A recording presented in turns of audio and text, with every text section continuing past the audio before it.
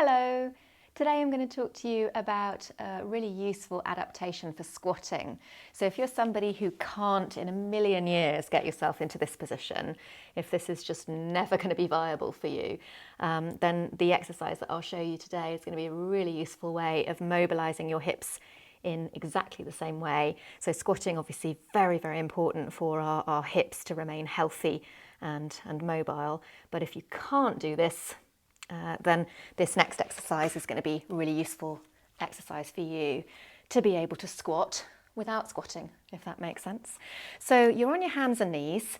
You want to have your palms flat to the floor, which I can't do on one hand, so I'm using push-up handles. But if you're able to, get your hands flat on the floor, middle fingers pointing forwards, and your hands are roughly underneath the shoulder joints with the arms vertical. That's the position you want to achieve.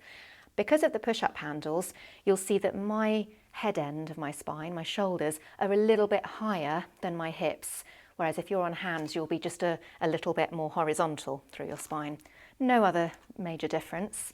And I want to feel that I've got my natural curves in the spine. So I've got a natural arch in the lower back, a little bit of a rounding in the upper back, and my natural arch through the neck. So in order to maintain that neckline, it's useful to look down towards your fingertips while you do this.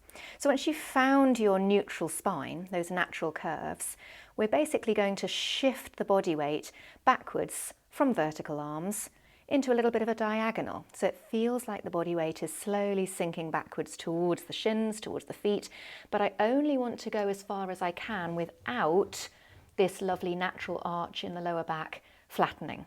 So feel that it might be a small movement to start with. You can keep both hands on the floor, or if you want to, you can do as I'm doing and have one hand in the small of your back to make sure that it stays arched.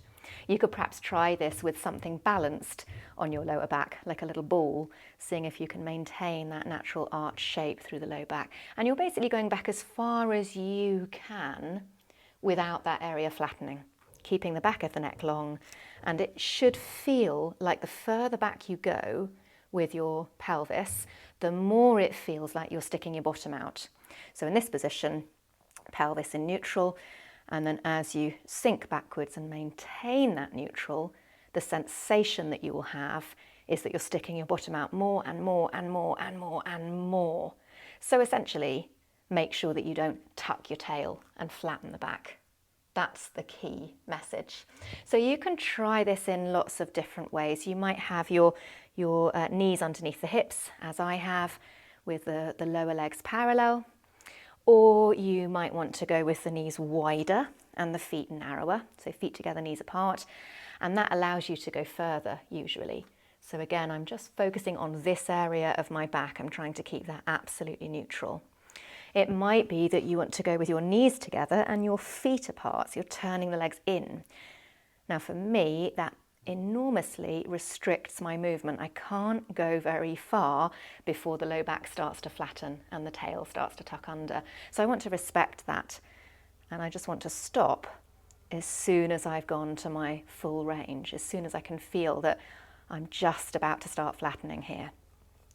And you can try it with the knees really wide and the feet really wide. So I'm bringing my lower legs towards the outside edge of the mat, and that gives me much more of a stretch through the hips. Again, my aim is to just hinge back as far as I can, but without flattening. The other thing just to mention is that I'm not kind of completely hanging out with my belly. I don't want to give in to gravity. So there's a sense of the abdominals drawing upwards to support the spine, but under no circumstances do I want to flatten that spine. And you can see I sometimes take a little bit of a bounce at that full range. It's like I'm just trying to encourage my hips to fold, fold, fold without force. You certainly don't want to do this if it causes any pain. You're only going to where you can in your pain-free range, but just allowing a little bit of a wriggle jiggle to encourage those hips to fold more and more and more and more. So quite nice with the knees mega wide. Quite nice with the shins, the knees and feet, mega wide, but also useful to try it with the knees together, the feet apart, and with the knees apart, feet together. So you've got some different variations. So if I just come back to that parallel version again, and I'm going for my rock back and forth, maintaining my neutral spine. Just reminding myself of that little bit of a lift through the lower abdominals. And what I quite like to imagine with this is that my spine is like a piece of floss. So it's as if I'm being pulled from the head end, from the tail end, from the head end, from the tail end. And each time I pull from one end or the other, I get a little bit longer. If you want a little bit more work in the legs, those of you that are looking for muscular effort, then you can do this with the toes tucked under and the knees 1 inch off the mat. Now that's quite hard, makes your quads work hard, but again, as I travel backwards and forwards, my range is much smaller, so I can't go as far, but I want to feel that I'm still sticking my bottom out as I rock backwards, trying to encourage the sitting bones to widen, trying to keep that natural curve, that natural arch through the lumbar spine, through the lower back.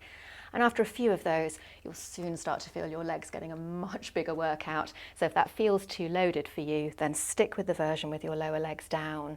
And that hopefully should be a nice, comfortable way of getting you squatting, squatting, squatting. Don't tuck the tail, untuck it, and that will lead you a little bit closer to this lovely squat position. That's all for today. Enjoy.